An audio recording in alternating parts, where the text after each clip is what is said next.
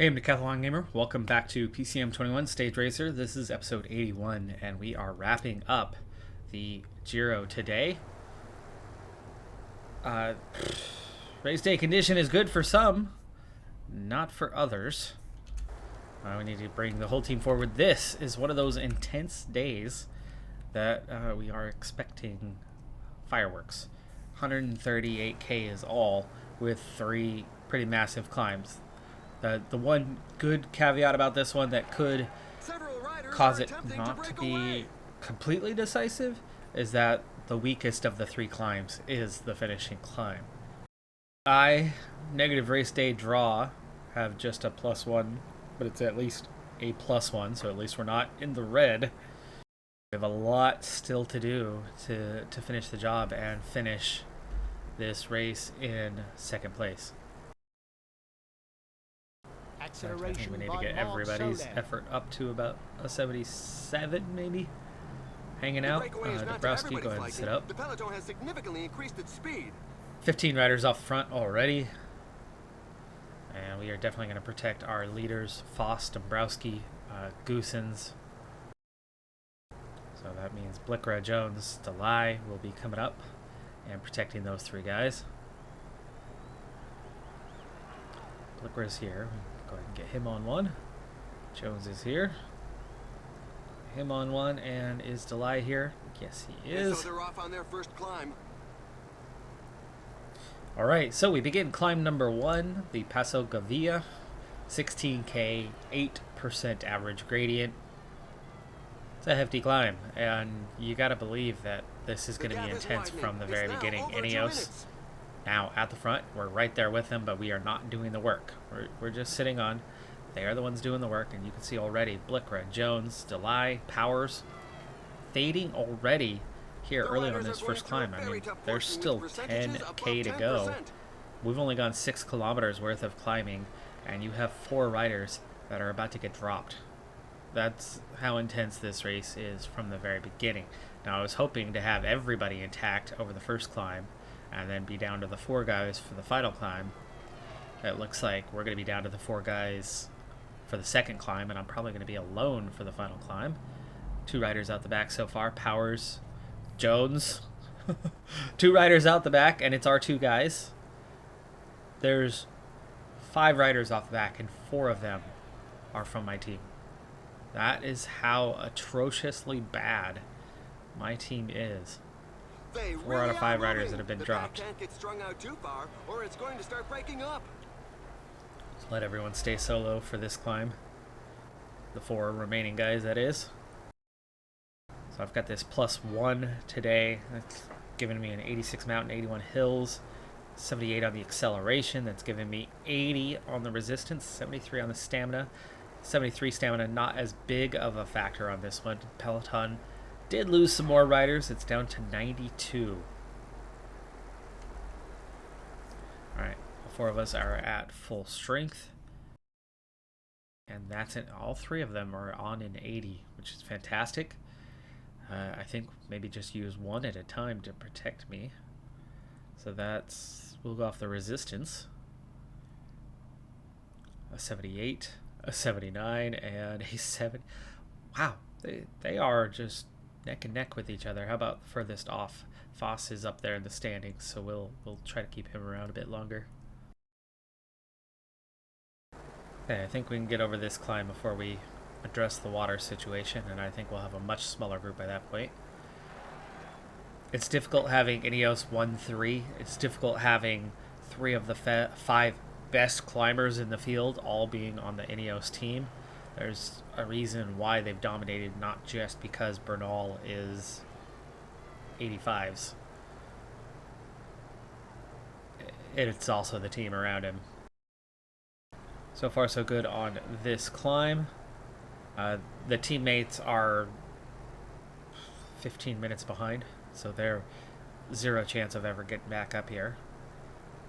Peloton only shrunk by 1 rider at this point, so we're really not pushing hard. There's 2 riders just in front of us, and we're not gaining on them very quickly at all. See that time very slowly coming down, so Ineos not pushing too hard right now.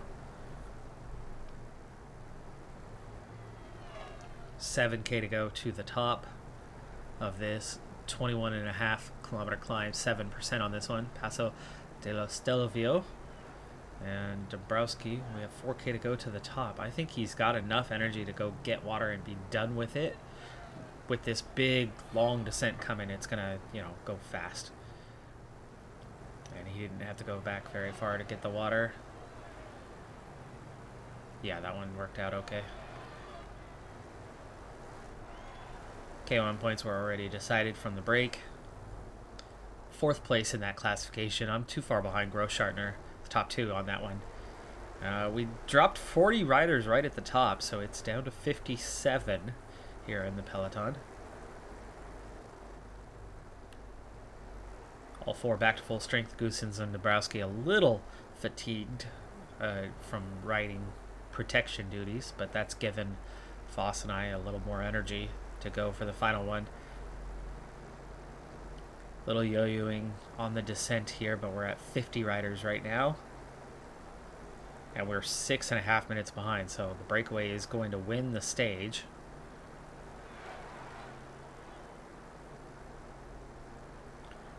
"39 chase riders are just over a minute back, and they are closing that gap a little bit, and they're thinning out as they chase.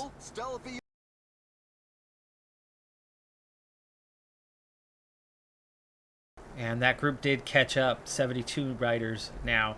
But of course, that group broke in half, which means they were pushing pretty hard to catch up to us. So I don't expect that there's going to be a lot of energy left. UAE taking over duties here on the front. That means I think they're riding for Pogacar at this point, who's trying to make waves. 19K to go. Now they're riding, and the gap is melting away. 22K, 6.4%. So you can see this one is definitely weaker.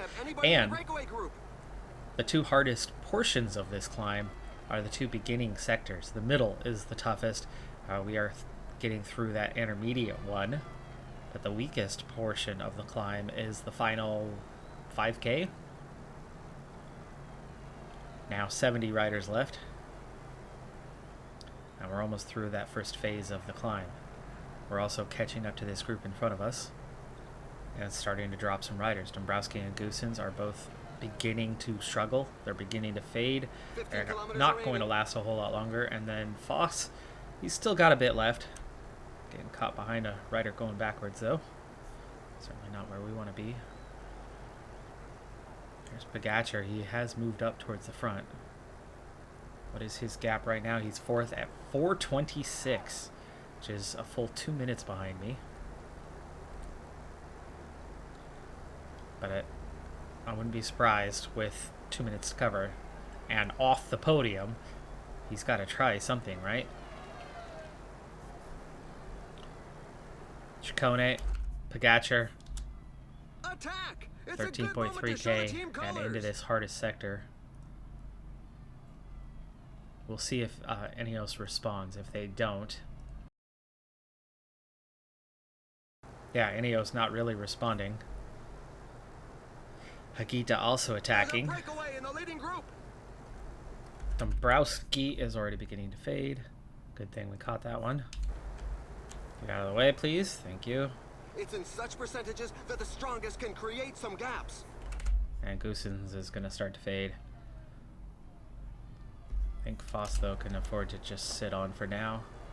We'll keep an eye on these guys as long as our gap doesn't increase. We don't need to take over because Vlasov is up front right now with Landa doing the work. He's sitting in 3rd place, so he actually is riding to protect his podium place. Down to 41 in the peloton, by the way. The riders just passed the 10 kilometers road sign. Okay, let's switch this up here. Go ahead and transcend, please. Thank you. I never see that actually do anything noticeable. Another attack coming from Pogacar. Going with him.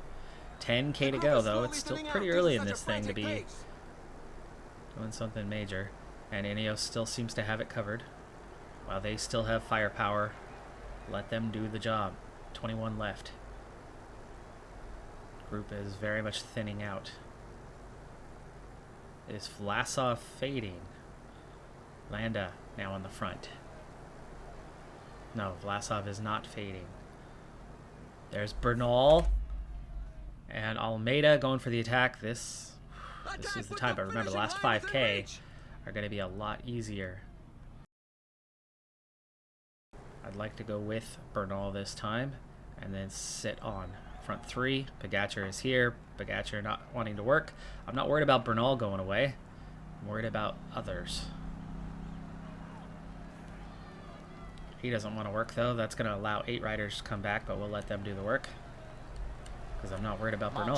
Goes into the attack. 6K to go. We're almost past this difficult sector here. 11%. Bernal's going away to win the race. But that was already, we knew that was happening. I'm actually recovering here. Now Vlasov is going, and now we go with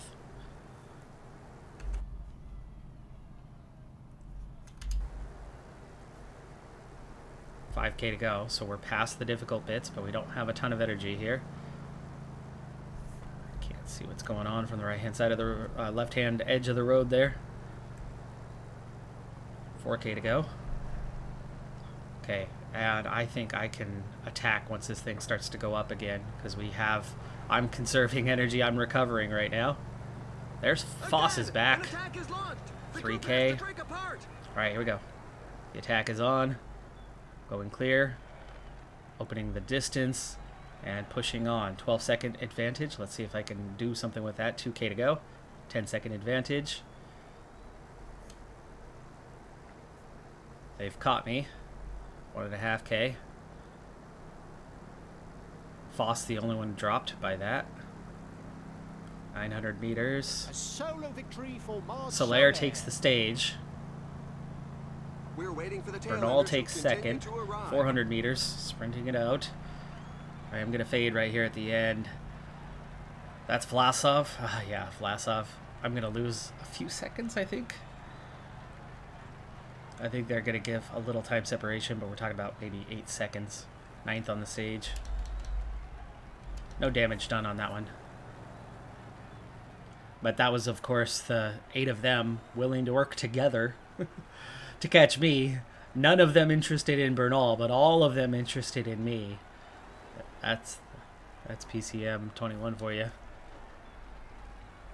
You versus the world.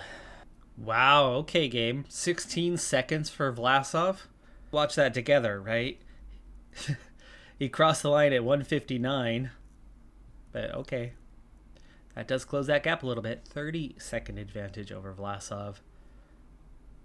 Pogacar well behind though. We retain the 2-minute advantage there. And, you know, everybody else is now out of contention. They're too far back with just one stage to go. One mountain stage, that is. So stage 20, this is the final 6 climbs, technically. Really 5 climbs of this year's race. So this is that decisive moment, and I've picked up another negative draw, -2 this time, which brings me to that neutral 0, but thanks to a 98% fitness, I still get a couple little bonuses, +2 to my mountain, so that's good. 86 on the climbing, but just a 78 on the resistance, which means we're going to be at a bit of a deficit to those around us. I mean, if we look, I'm sure Vlasov's got to be around here somewhere. Sivakov, he's on a 0. Vlasov, +1. Bernal has a +1 today. And Pogacar, -1 for Pogacar. So we've lucked out on that part, that nobody has any serious advantage. But they're still going to have their bonuses. Blikker's protecting me? Is he?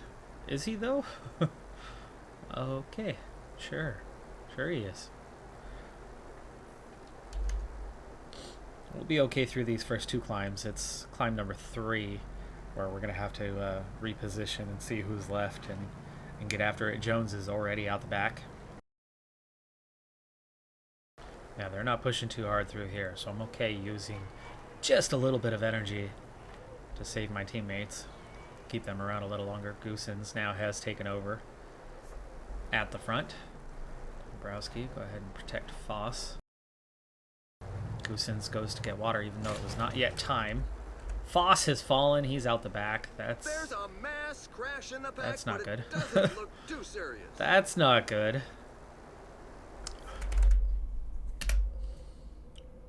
Bernal. Foss took out Bernal and Gegenhardt. Apparently he is trying to do me a favor. But A, I don't have the teammates to push here and keep that thing away. Ineos has tons of guys, which obviously aren't sitting on the front. And I'm not going to do the dirty and try to keep him off the back. It is going to expend some extra energy for him to get back up here, though. But he's already made contact. It's a large peloton. That made perfect sense that he would. Foss, though. Foss is going deep to get back up here quick. Yeah, we're seeing a big push at the moment. There's Bernal. And they've lost contact again for the moment. Still riding conservatively. We're going to up this just a little bit to a 76. Goosen's working on the front. Trying to put Bernal under pressure. And they've been dropped multiple times. Except for this time he hasn't been dropped, just Foss. Foss back in contact as we approach the top. It'd be nice to have all four of these guys for the next phase, but this race has gotten pretty crazy here. Other teams upped the tempo when Bernal wasn't there, and that made that second climb a lot harder than it should have been. Oh, Dabrowski just got dropped. No, he's back on. And maintain a good position on the bike.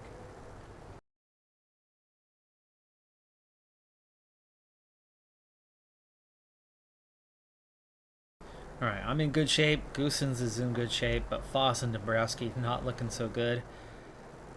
2 climbs behind us. Here is the next difficult climb.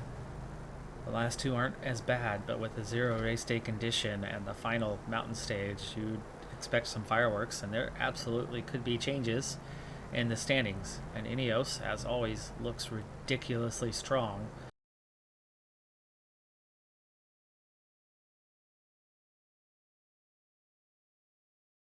Eight riders left off the front, including Kustanov. He's already caught somebody, left them behind. And we're into the steepest portion. 16K overall, 7.7% average, but so much of it is after that first 5K. We're doing anywhere between 7 and 9% gradients right now. For me, though, barely feeling it. Heart rate, nice and low, nice and comfortable. Goossens is doing fairly well. Foss is doing fairly well. Dombrowski's not having a great day, so he is struggling. Foss is definitely not having his best day. It looks like Goossens is going to be the only one around once we go over the top. We're at 3K from the summit on this one, and we do need to get water, and I think Goossens needs to be that guy because nobody else is available. 1.3K, he should be able to get the water and start his way back up before we hit the peak. Yeah, there you go. He moved up a few bike lengths. This descent's going to happen pretty fast. I'm already fully recovered. Foss is now fully recovered, and Goossens is trying to make his way back forward. He's there. Just needs to get the water, and there we go. Task complete. Entering the final mountain, which is 2 climbs. First one is 8 kilometers at 7.5%. There's not going to be any recovery after that, but it's not going to be too bad until you get to the last few K. And time to up the effort. And we need to really start watching. Ineos has backed off a little bit. And we're seeing a big acceleration at the front. Chasing going on at the front. Let's slow it down. Bowman. Martinez. Almeida is up there. Here's Bernal. Here's Pogacar. Those 2 and Vlasov are the ones that I need to watch for. Down to 34 in the peloton. Foss is gone. Foss was dropped. Falling behind. A team leader is falling behind. Okay, the acceleration. I need to respond. These guys are pushing forward here. Don't want to drift too far back on this one, but we're almost to this peak. Down to 28 in the peloton. Vlasov working at the front. That's good. That's going to wear him out a little bit. He's a bigger threat than Pogačar is. And just 14 riders left. Oh, sorry, that's... Yeah. Bernal right behind me, Pogačar right in front, and Vlasov at the front of the group. And here we go. The final climb. We have 12K left to go. Overall, 10K is the climb. You can see the first half of it. Really nothing to it. One little steep sector. And then that's it. Now working at the front is Hagita. Vlasov backing off. Most of this is going to come down to the final, what is that, 4 kilometers. 4 kilometers is going to be the key pivotal point of this climb. I am not interested in doing any work, and I don't want to necessarily use my gel until we hit the final maybe 5K. Okay, here's that little false section right here where it's really steep, but then you descend a little bit. Heart rate's definitely up there. Is that Vlasov working again? It is. Oh, good. Vlasov using up his energy. Riding for the team leader to see out the race, even though he's comfortable, and they really should have been trying to consolidate Vlasov today.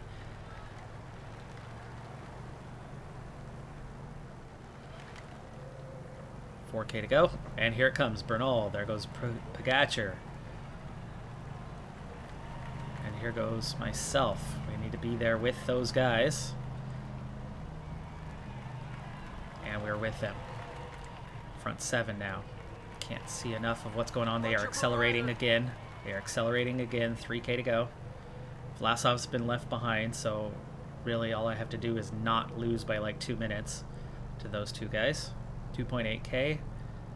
Need to go what pace we can. Pogačar is hanging with Bernal though.